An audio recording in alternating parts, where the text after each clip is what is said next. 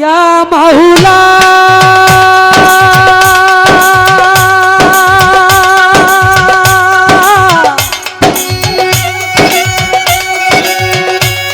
ইয়া মাওলা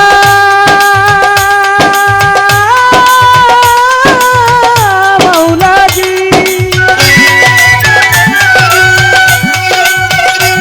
ইয়া মাওলাজি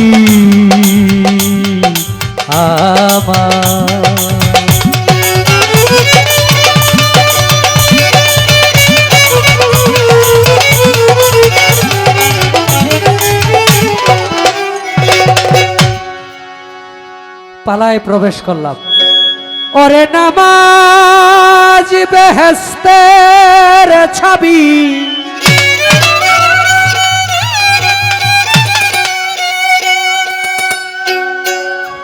ও মুসলমান নামাজ বেহেশতের ছাবি, বলছেন আমার দিনের কামলে ওয়ালা ইয়া রাসূলুল্লাহ ইয়া হাবিবাল্লাহ।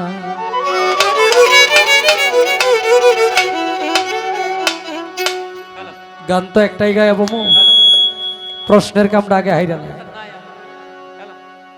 কারণ গানের শেষে যায় প্রশ্ন করলে এটা একটা তাড়াহুড়া হয়ে যায়, যেহেতু একটু উল্টা ফাল্টা হইছে ভাই, উল্টা ফাল্টা হইছে, এটা বাউ করতেছি, এর লেগে ফালাটা আমার বন্দনার এই প্রথম গানের পরেই নিছি।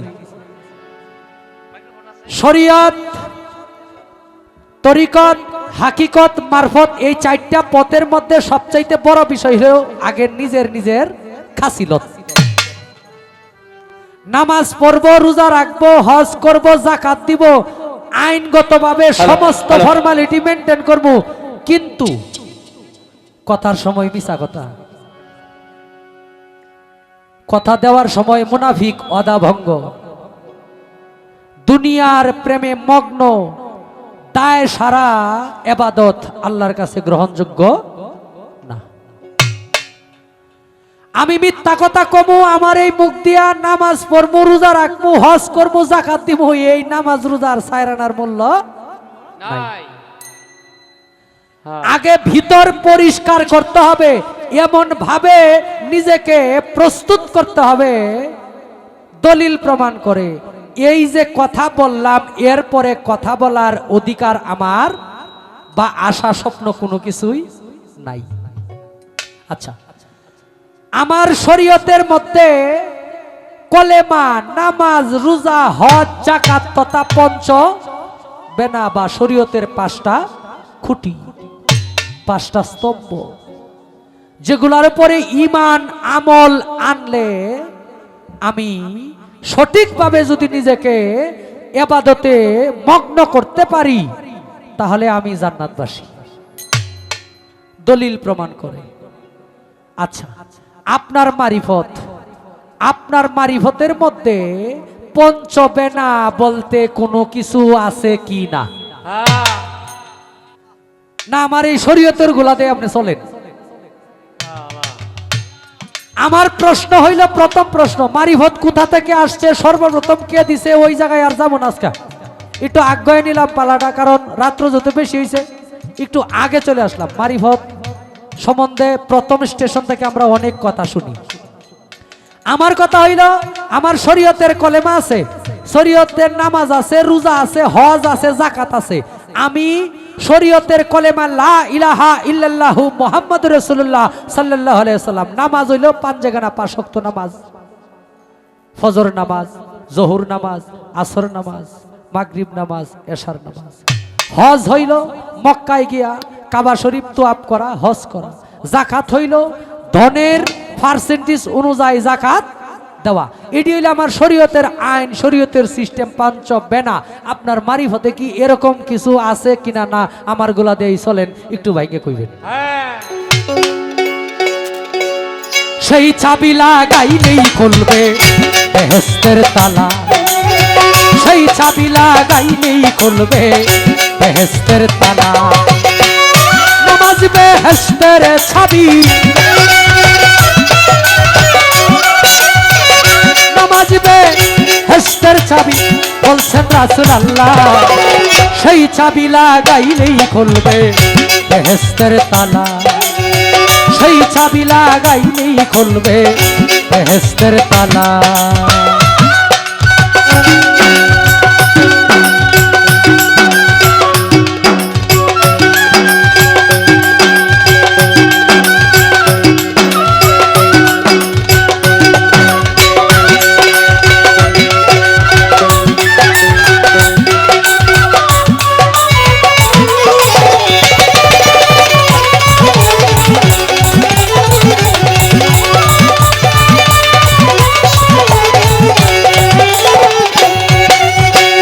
মুআজ্জেমে মধুর সুরে দিতেছে আজান,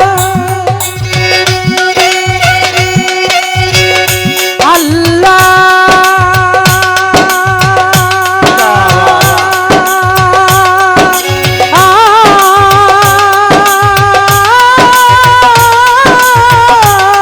আল্লাহু আকবার।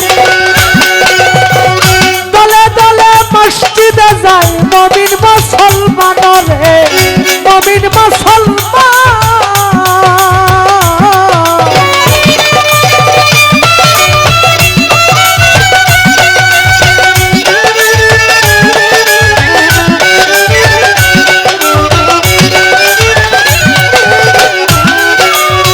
মুআজ্জেমে মধুর সুরে দিতেছে আজান, দলে দলে মসজিদে যায় মুমিন মুসলমান।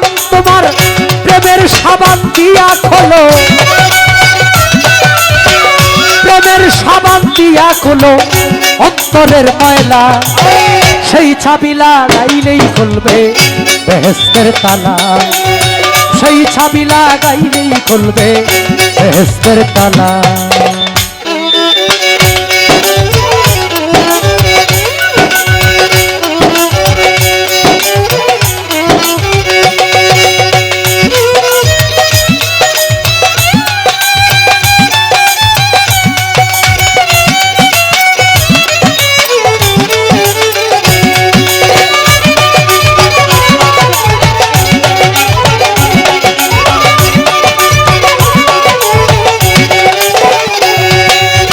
সেই বেহেশত আছে তোমার এই না দুনিয়ায়, ভক্তি দিয়া পর গিয়া মা জননীর পায়।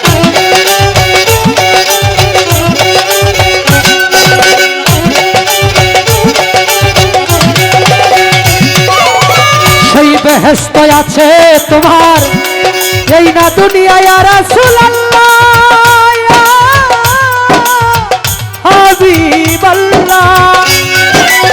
ভক্তি দিয়া পর দিয়া মা জননীর পায়ে রে, মা জননীর পায়ে তোমার অঙ্গেতে মাখিয়া রাখো, অঙ্গেতে মাখিয়া রাখো চরণের ধোলা, সেই চাবি লাগাইলেই খুলবে বেহেশতের তালা পাগলা, সেই চাবি লাগাইলেই খুলবে বেহেশতের তালা।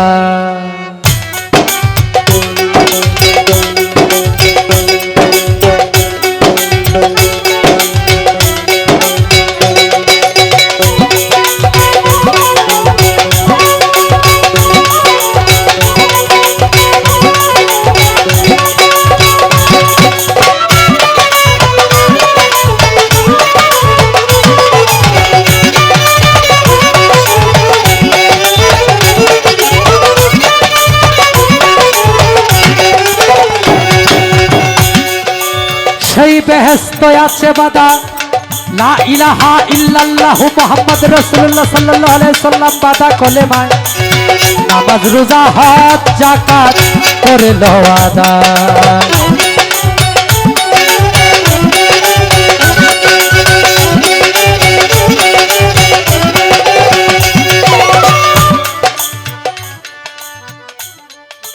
শরীয়ত আমার হুজুর পাক সাল্লাল্লাহু আলাইহি সাল্লাম খুতবা দেওয়ার জন্য মসজিদে নববীতে প্রবেশ করবেন। সিঁড়িতে প্রথম পা রাখলেন, বললেন আমিন, দ্বিতীয় পা রাখলেন, বললেন আমিন, তৃতীয় পা রাখলেন, বললেন আমিন। খুতবার পরে নামাজের পরে সাহাবীরা জিজ্ঞেস করলেন, ইয়া রাসূলুল্লাহ, আজকে যে আপনি সিঁড়িতে প্রবেশ করার সময় 3 বার আমিন বললেন, আমরা তো কোনো দুয়ার মধ্যে লিপ্ত ছিলাম না, আপনার সাথে থেকে আপনি একাই 3 বার আমিন বললেন, তার কারণ কি? বা যদি তার হাকিকত জানতে পারতাম। আমার নবী কয়, আমরা যা জানি নিঃসন্দেহে, আমি যা জানি নিঃসন্দেহে তোমরা তা জানো না। কয় ইয়া রাসূলুল্লাহ, যদি বিষয়টা পরিষ্কার করতেন। কয় প্রথমবার আমিন বলছি, জিব্রাইল আমিন আইসা আমার কানে কানে কয়, আমার আল্লাহ দোয়া করেন সেই ব্যক্তি ধ্বংস তথা তার উপরে আল্লাহর নালত, যেই ব্যক্তি রমজান মাস পায়া তার জীবনের গুনাহ মাফ করাইতে পারল না। তার মতো হতভাগা পৃথিবীতে আর নাই। 2 নাম্বার, সেই ব্যক্তির মতো হতভাগা পৃথিবীতে আর কেউ নাই যেই ব্যক্তি মা বাবা পায়াও জান্নাত কামাই করতে পারল না। মা বাবার সেবা, মা বাবার খেজমতের কথা আমার নবী সরাসরি বলেছে, তথা কোরআনের মধ্যেও আল্লাহ পাক বলেছে। এখন এই যে অনেক মানুষ আছি বাবা, ব্যয় একটা করছি কইরা, এই মিয়া মা বাবারে যদি খাবাইলে দেখা গেছে ওই বউ কয় যে আমাদেরও তো বাচ্চা কাচ্চা ওই আয় উন্নতির দরকার আছে, এরা কাফেরের চাইতেও নিকৃষ্ট পৃথিবীতে। কয় আমরা আলাদা হয়ে যাইগা, মা বাবারে মাঝে মাঝে নাম করে দাওয়াত খাওয়া মনে, মায় কি খাইলো বাবাই কি খাইলো, এই সন্তানের মতো নিকৃষ্ট সন্তান জানোয়ারের চাইতেও নিকৃষ্ট, দলিল প্রমাণ করে এই সন্তান। মায় কেমনে খাইলো বাপে কেমনে খাইলো এগুলার কোনো খবর নাই না, বউ একটা ভাই ওইটার কথাই চলে। তাহলে এই মানুষ সবচাইতে নিকৃষ্ট এবং আল্লাহর তরফ থেকে, আল্লাহর রহমত থেকে বিতাড়িত। সে যতই চেষ্টা করুক, কোটি কোটি টাকা ইনকাম করবে, মা বাবা যেই সন্তানের প্রতি সন্তুষ্ট না, এই সন্তানের ধারা ইহকাল পরকাল কোনো কালই হাসিল হবে না। যদি কোনো দলিল থাকে বলতে পারে যে এইভাবে সম্ভব না, এটার কোনো দলিল নাই। 2 নাম্বার, জিব্রাইল আমিন আয়েশা বলে, ইয়া রাসূলুল্লাহ, আপনি বলে দিন যেই ব্যক্তি আপনি নবীর নাম শোনা মাত্র দুরূদ শরীফ পাঠ করলো না, সে আল্লাহর রহমত থেকে বিতাড়িত। নবীজির নাম শোনা মাত্রই দুরূদ শরীফ পড়তে হবে, হযরত মুহাম্মদ সাল্লাল্লাহু আলাইহি ওয়াসাল্লাম। তাহলে এই জিনিসগুলো একটু খেয়াল করতে হবে বাবা। নামাজ পড়া মানুষ বেহেশতে যাইবে এমন কোনো দলিল নাই। কোরআনে কোন জায়গায় নামাজের কথা বলছে 82 বার, সালাত কায়েম করো, সালাত প্রতিষ্ঠা করো, মানে নিজের ভিতরে সালাত প্রতিষ্ঠা করো। তুমি আমারে দাওয়াত দেওয়ার আগে আগে তুমি নিজের ভিতরে সমস্ত অঙ্গ প্রত্যঙ্গকে সালাত মানে সংযোগ স্থাপন করা, দেখা সাক্ষাৎ করা। কি সালাত মানে কি? স্মরণ করা। তুমি তোমার সর্ব অঙ্গ প্রত্যঙ্গ দিয়া স্মরণ করো। শুধু 5 ওয়াক্ত নামাজে গিয়া মসজিদে খালি গিয়া এই সেজদা দিয়া পরে আবার দুনিয়াবি কামে লেগে পড়বা, বাকি নিঃশ্বাস প্রশ্বাস কোনো নামের মধ্যে ছাড়লা না, এই সালাতে কাজ হবে না। এই কারণেই তো দোয়া কয়, বাবা আমার নামাজ কবুল হইলে তাহলে আমার দোয়া কবুল হয় না। কেন দোয়া কবুল হয় না? তো কারণ আছে, নামাজ হয় না। নামাজ কেমনে হয়? নামাজ পইরা বাইরে গিয়ে মিথ্যা কথা কই, সুদ খাই, ঘুষ খাই, হ্যাঁ? নামাজ পইরা বিভিন্ন মানুষের সুকুল করি, নামাজ পইরা বিভিন্ন মানুষের কে বিপদে পালানোর জন্য চেষ্টা করি। এই নামাজি আর এই মুনাফিকের সাথে কোনো পার্থক্য নাই। রাসূল পাক সাল্লাল্লাহু আলাইহি সাল্লাম বলেছেন, কাফেরের চাইতে মুনাফিক নিকৃষ্ট। মুনাফিক সে যে ব্যক্তি কথা দিয়া কথা রাখে না, যার মুখে এক অন্তরে আরেক, সে হইল মুনাফিক। কাফের সংশোধন হওয়ার সম্ভাবনা থাকে, মুনাফিক কখনো সংশোধন হয় না। মুনাফিক ছিলেন আবু জাহেল। কইতেছে কয়, আবু জাহেল এই যে গর্ত করছে আমার নবীরে গর্তে ফালানি লেগা, এখন এই গর্তে আবু জাহেল নিজে গিয়া পড়ছে।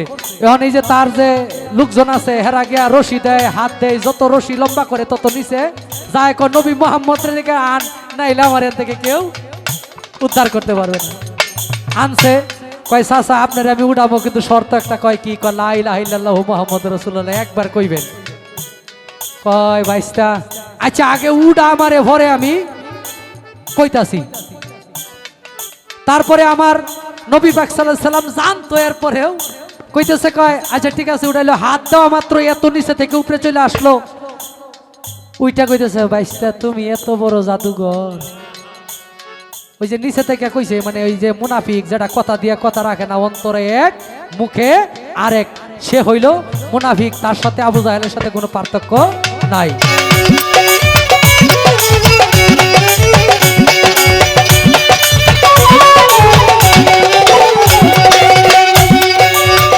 সেই বেহেশত আছে তোমার পাতা কলেমায়, নামাজ রোজা হজ যাকাত করে নাও আদায় রে, করে নাও আদায়।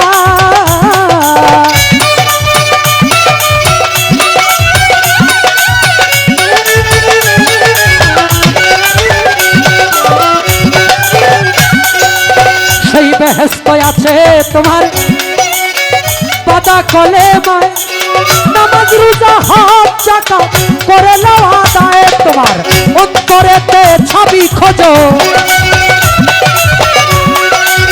অন্তরেতে ছাবি খোঁজো, বলছে সালাম পাগলা, সেই চাবি লাগাইলেই খুলবে বেহেশতের তালা, সেই চাবি লাগাইলেই খুলবে বেহেশতের তালা। নামাজ বেহেশতের ছবি, নামাজ বেহেশতের ছবি, বলছেন রাসূলুল্লাহ, সেই ছবি লাগাইলেই খুলবে বেহেশতের তালা। এই রাও ইউটিউবার, ওই যে আমি কইছি না যে নামাজ পড়ে বেহেশতে যাওয়া যেত না, কোনো জায়গায় কয় না, এটা কিন্তু ইউটিউবার কাটটা দিব একটা সিস্টেম করে ফেস লাগাইয়া। এরকম অনেক মঞ্চ হয়, ভরে মানুষ তো বিভিন্নভাবে গালাগালি করে, কয় এটা কাফের হয়ে গেছে, বাউল গান গায়। আল্লাহ নিষেধ করছে সরাসরি কোরআনে যে নামাজ পড়বা তো দূরের কথা, নামাজের ধারে কাছে যাও না। এখন এই কথা শুনিয়া এই সূরার প্রতি ঈমান আনবেন, কিন্তু এইভাবে বিশ্বাস করিয়া যে আর জীবনে নামাজে যাবো না, আল্লাহ না করছে কারে? পাগল এবং নেশাগ্রস্ত মানুষকে। পাগল নেশাগ্রস্ত অবস্থায় নামাজ পড়বা তো দূরের কথা, মাতাল, সেজন্য নামাজের ধারে কাছে না যায়। নামাজ পড়া বেহেশতে যাওয়া যেত না, এই কথা এইভাবে অস্বীকার না, এটা দলিলে এইভাবে আসে নাই, একবারে পাকাপোক্তভাবে। কি লাগবো? আল্লাহর দয়া, তাই বলে নামাজ বাদ দেওয়া যাবে না, নামাজ পড়তে হবে। নবী পাক সাল্লাল্লাহু আলাইহি সাল্লাম যখন শেষ বিদায় বেলা, উনি বলছেন নামাজ যদি তুমি দাঁড়ায় পড়তে পারো দাঁড়ায় পড়বা, দাঁড়ায় যদি না পড়তে পারো বৈশা পড়বা, বৈশা না পড়তে পারলে শুয়া পড়বা, শুয়া যদি ইশারা ইঙ্গিতে না পড়তে পারো মুখ দিয়া খালি টুটি নারায় নারায় পড়ে সালাত। এখান থেকে মাপ পাওয়ার কোনো ব্যবস্থা নাই। তো সালাত থেকে এটা আবার কাইটা ফেস লাগায়েন না, আপনি করে বিশ্বাস নাই।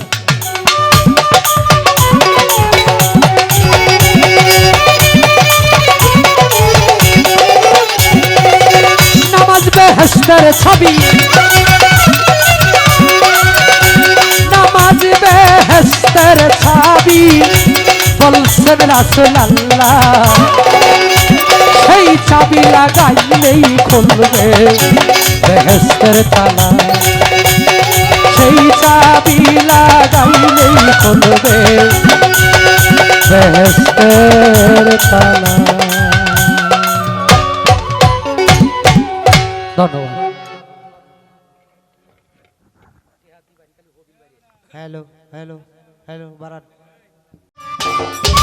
সম্মানিত দর্শক, ভিডিওটি উপভোগ করার জন্য আপনাকে মিরাত বিডি ইউটিউব চ্যানেলের পক্ষ থেকে জানাই আন্তরিক শুভেচ্ছা ও অভিনন্দন। আরও নতুন নতুন ভিডিও পেতে লাইক দিন, কমেন্ট করুন এবং সম্ভব হলে অনুগ্রহ করে সাবস্ক্রাইব করবেন। ধন্যবাদ।